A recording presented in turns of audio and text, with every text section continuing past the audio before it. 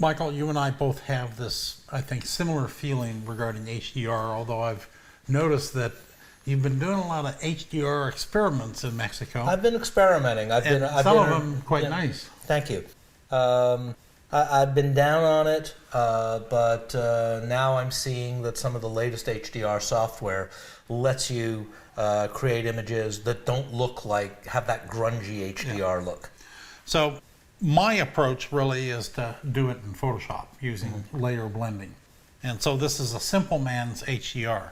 Obviously, when you're in a situation where the scene dynamic range is greater than the sensor dynamic range, something's got to give. So if you're on a tripod, you're capable of doing a bracket, do so, and then blend it afterwards. So this is an image that I did up in Mendocino, California, in the redwoods. They're not giant redwoods, but you know that it gets very, very dark in there. And incredible contrast range. Yes. Down here, I believe this was 1.5 or 1 2/3 stop, the middle, and then up 1 2/3. So this is what the image ended up looking like after doing the layer blending. Looks very natural. Under, normal, over, and then blended.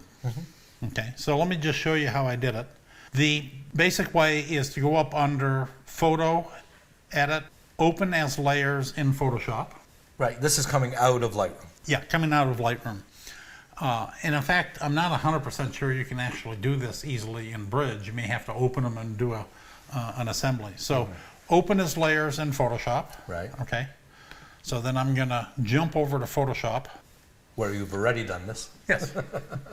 Saving time. Yeah, Julia Child. Okay, so each of the 3 images is now a layer in a single file. Yes. The one thing that you do need to make sure is that you do a auto align layers. And I'm just going to do auto. And what that does is it goes through and makes sure if you had a little bit of shift in the tripod or some kind of variance between. I do these handheld as well. Yeah. And then do the auto align. Yeah, exactly. Yeah. Okay. As long as you haven't, moved too much. The auto align does a decent job. Yeah. So what I like to do is to start with the middle exposure on the bottom. And then I tend to put the dark exposure next. And then the light exposure. So here's the dark exposure, here's the light exposure. Light, dark, middle. Yes. Okay. It's not critical, it's just this is the way I think, and it seems to be a little bit easier for me. So then what I'll do is I am going to come up in here and I'm going to Command or Control click on the composite RGB channel. And what this does... And which one have you selected?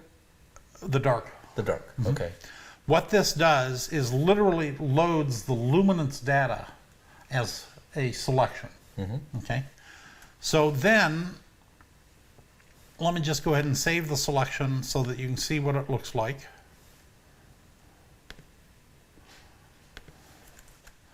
So this is the luminance selection. And if I were to use this as a layer mask, anything that is white would pass through and anything that is black would be withheld. Right. So let me go ahead and I'm going to Command or Control click the channel. And I'm going to come back in here and I'm just going to make a layer mask. So now what has happened is that the darker exposure highlights have been blended in with the normal exposure. And you can see the sky darkening. Yep. That's pretty simple. That's very simple. It's complicated, but it's simple. Yeah. Well, yeah. Okay. Well, for creating a luminance mask, I do an action. Yeah. So then the next step I like to do is go ahead and turn this on, and then I'll hold down the Option or the Alt key and create a new layer mask, hide all. And that's on the light layer. This is on the light layer. So without the mask, with the mask. And I'm just going to freehand this. I'll do it at 30%. So I'm just going to paint in where I want lightness. I am literally painting in the light exposure into the normal exposure. I actually thought I'd add a little bit of hot pop right there just for... Or did your finger slip? No, I did that on purpose. Okay. That's your story and you're sticking to it? Yeah, okay. Now you notice I hit the really hot area there. I'm going to hit the X key to toggle and then just paint that away. Right. So you've got a mask on the light layer that you're Hand painting, painted. hand painted. You've got a mask on the dark layer that you turned into an alpha channel. Yeah, using a luminosity mask. Using luminosity. Okay. This isn't complicated at all.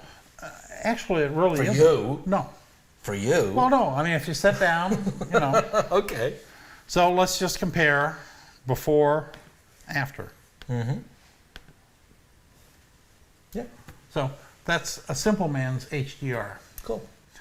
The thing that I like about this versus the automatic stuff, the luminosity mask is kind of an automatic image adaptive adjustment, but I like to just hand paint in where I want light. And I find that very alluring. Okay. I will say that the luminance mask is kind of a complicated procedure. But now that you know about it, if you want to learn more about it, there are good tutorials on the web to do further reading. Yeah, I need to do that. You're not going to do that. No, well, Oh, I okay. might. Okay.